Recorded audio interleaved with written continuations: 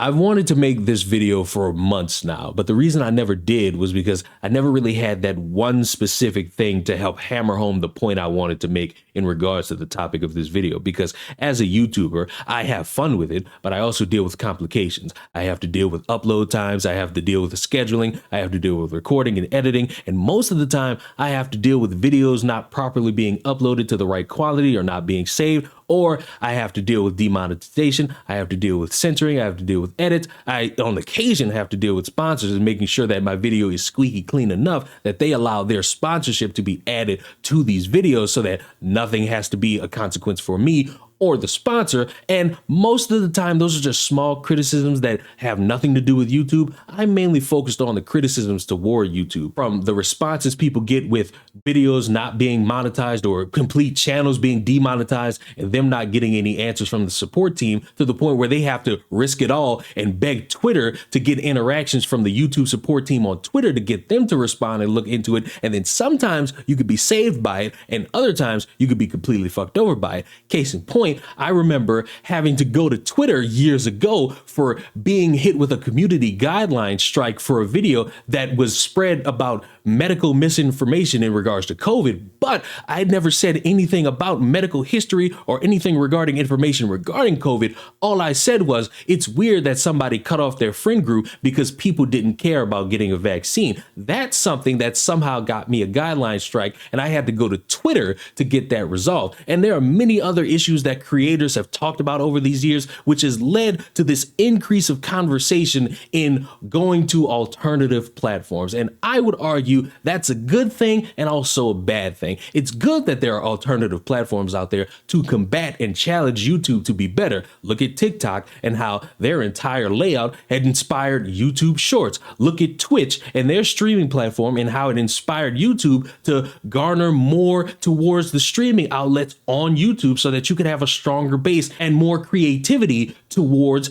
being a streamer on YouTube. The competition is healthy in a lot of cases, and it's good that a lot of creators are able to go to different platforms and create content on those different platforms. It's a little bit difficult for people, much like myself, to migrate people over to these different platforms, because I could say I have a Twitch channel and I stream on that Twitch channel more consistently now, and some people will come out and they'll support and they'll follow and they'll watch me suffer and playing video games, and other people will say because of the titty streams they don't fuck with Twitch at all, and I can't challenge them on that. All I could say is, if you come out, I'm thankful for it. If you don't, oh well, I'm still thankful that you bothered to even hear me out to begin with. And that's just my experience. Other people could get thousands, if not 100,000 of people to support them on different platforms. Other people are not so lucky. And that's the risk you run with content creation. But if there's another thing that needs to be talked about in terms of YouTube and alternative platforms, are the restrictions and the free speech. Because if you look at platforms specifically like Rumble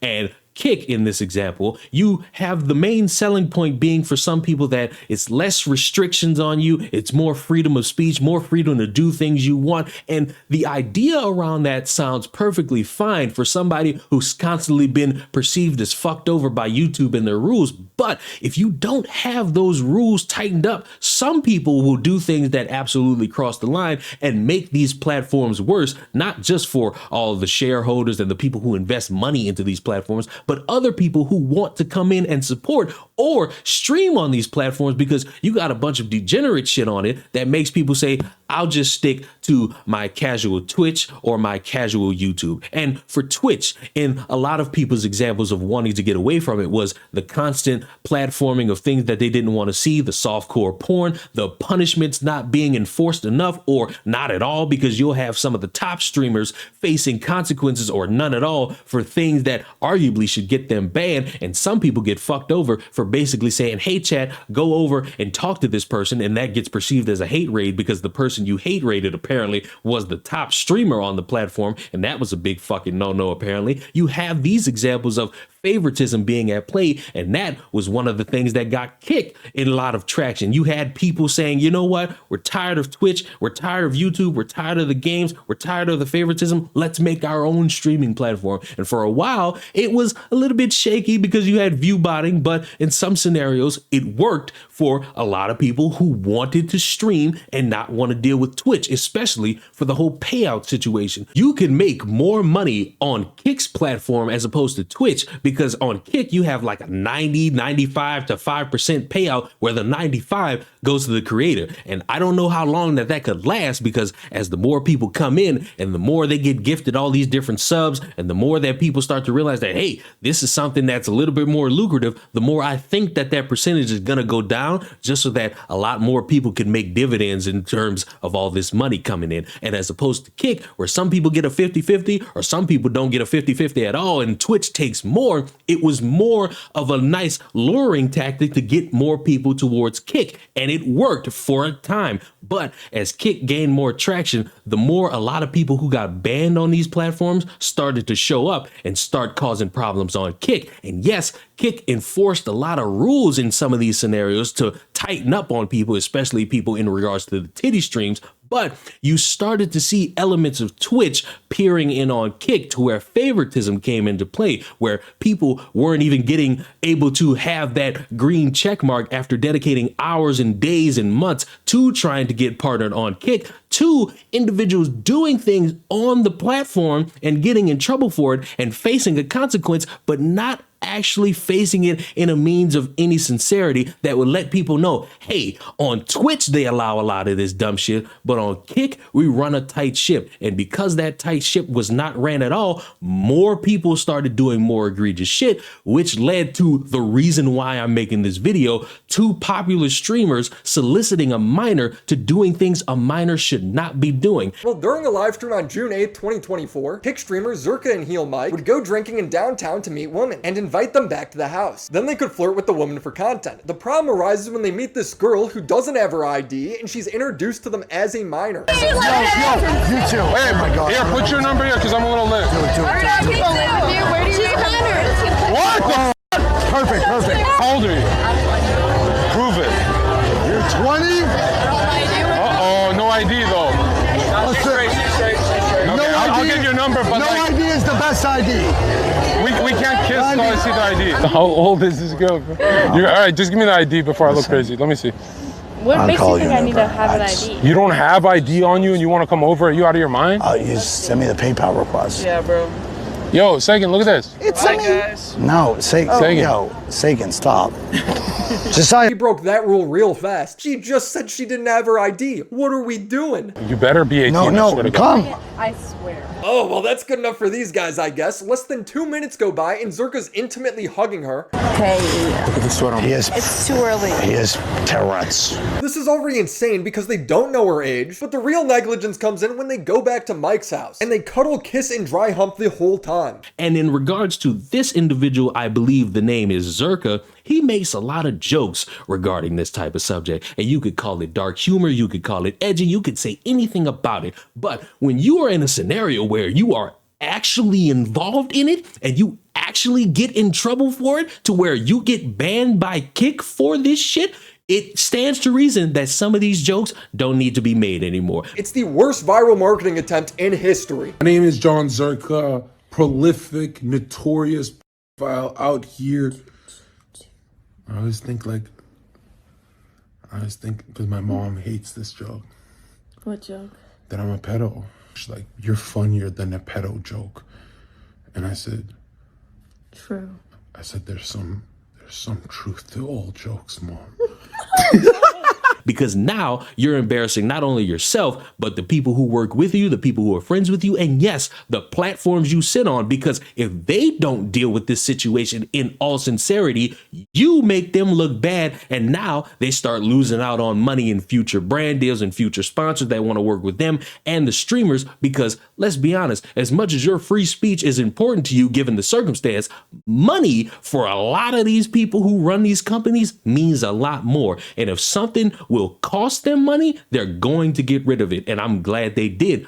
But it shouldn't have to be this thing where somebody could potentially come back and then operate like as if nothing happened because people seemingly think that things are okay. And it shouldn't have had to get to this point to begin with. But because it did, the reason why it did, is because Kik for so long just let a lot of things slide. It let a lot of stupid people think that they could get away with doing shit on camera and just go on social media and say it's a joke and things will just magically go away. And that's not how the world works. As much as people want to create these different sections for regular people and online people got to understand that there are real consequences for when you do shit this fucking stupid and you somehow think just bitching at Willie Mac on Twitter is somehow going to make it all go away. You ruin the concept of you having a platform online to the point where you got to make some random website that's probably not safe from malware that could affect other people because you want it to be edgy and cool and not clean yourself up a little bit. Say if you lie. You're above 18? I'm above 18 on my whole family. Swear to God. I swear to God. Wow, this is real detective work. She wanted fame so bad that she wanted to take us down for it. They are both snakes. Nasty and evil woman. Told you we were innocent, you stupid f***s. Attaching a new ID we've never seen before with an entirely new birthday of August 11th, 2005. But she is 18 there, so legally they might be in the clear. However, now you got her dad posting, what the hell, she's only 16, after fans started to reach out to him. People have found a Facebook post from 2 years ago saying it's her 14th birthday. People started posting the girl's high school lacrosse stats showing that they're still seniors in high school. Look, I don't know which of this information is true. I don't think anyone's getting prosecuted either way. The problem is they clearly didn't care if she was under 18. Not until the chat started making it a big deal. I have sympathy for people who are catfished by a lying minor, but not in this situation. They're trying to find an excuse. And this is my whole thing with these alternative platforms. You have to enforce rules. You have to create rules to make sure that everybody stands in line. I know a lot of people are not fans of hearing something like that because you feel as if your free speech is being taken away from you. But honestly, would you rather have platforms where you can express yourself to a full degree, or these platforms face a bunch of controversies to where they start banning a bunch of motherfuckers because they don't know how to run a tight ship?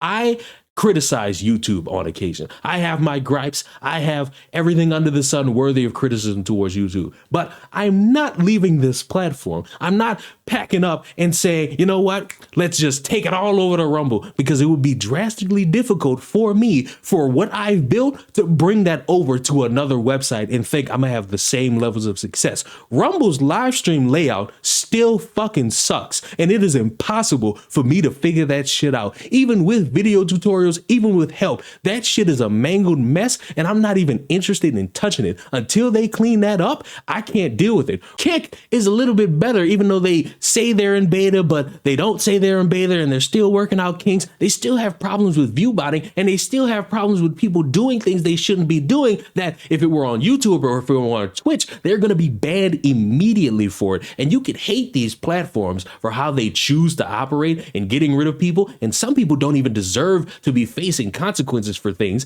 You have to run the ship tightly, because if you don't, you create this open season that allows people to just think, yeah, because this person did it, I could do something a little bit different that makes it completely worse for me and for everybody involved if I get in trouble, but I won't face the consequence because these people don't face the consequence. I'm glad that in this example, these two dipshits got banned. They needed to go, and I don't want to see them back on the platform because they are a net negative. I don't care if they're friends with anybody at the top. This is a net negative for the future of Kik. I want Kik to grow. I want Kik to flourish. I want to see more people have opportunities to be content creators, to be streamers, to be video essayists, to be content creator, online influencers, whatever the words you want to say. But it can't happen if these platforms just let shit run wild, because as much as people want to think money just flows automatically, the more sponsors see how good of a platform it is, the more they want to put in money, the more they want to put in ads, the more money that could go to the people at the top and content creators, whether if they're partnered or affiliate. And it is a good thing to have that. It is bad when people see that and decide to say, we're not dealing with this in any capacity. Fresh and Fit got demonetized off of YouTube. And maybe one of you is a Fresh and Fit fan and you're going to hate what I'm about to say next.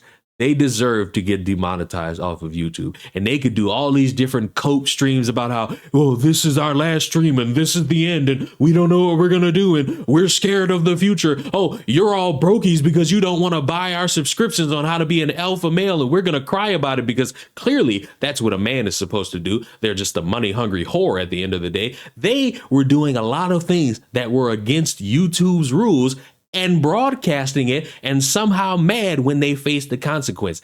That is what needs to happen to people who break the rules of YouTube's rules and their guidelines, along with Twitch's guidelines, and maybe in the future, Rumbles and Kicks. And this has been my crackpot theory. I've told a few people this. I give it maybe 5, maybe 8 years before Rumble and Kick start to implement more rules that will restrict a couple of you. Why? Because their goal is to have a platform where you don't have to deal with a lot of the BS of YouTube, but it's also to garner in more sponsors and more money so that that can go to the people at the top and to you, the content creators, so that you have more opportunities to make money, you have more chances to succeed on these platforms, and so that these platforms can grow. You can't just make a platform and say it's alternative from YouTube and then just not grow it from there. You need more eyes, you need more people, you need more individuals to want to invest money into them. And because you got a bunch of people who have a spotty track record in terms of wanting to build around, it's going to be difficult. And yes, some people are gonna have to go for the future of these platforms. Who they are, I've named a few because obviously they gotta go. Some individuals can clean themselves up as long as they don't sit there and complain to you that you're a brogie for not giving them money on how to be a better alpha male, because clearly that's what bad bitches do when they're clearly broke. But to wrap this video up, I want to see these platforms succeed. I don't want just one conglomerate. I want a vast majority of outlets where people can express themselves and let everybody know how they feel about different things. I don't want open season. I don't think it's a net positive. I think it is a net negative that affects a lot of people across the board on all these different platforms. YouTube is spotty, Twitch is spotty, but on occasion they get it right. And on this example where Kick needed to let these motherfuckers go, they got it right. And that lets me know the direction is looking good for these people. And just because I'm petty, wording your tweets like you're mad that Kick banned 2 people for clearly fucking up is the dumbest thing you could do. Delete that and reword that fucking tweet. You are objectively a moron. But for everybody else, subscribe to the channel and let me know what you thought about this video in the comments down below. I will see you maybe on YouTube, maybe on Twitch, maybe on Kick. I don't know about Rumble because Rumble is still spotty for me, but you know, I have a Rumble channel if you decide to stick around over there. And I will see you in the next one. Mwah. Goodbye.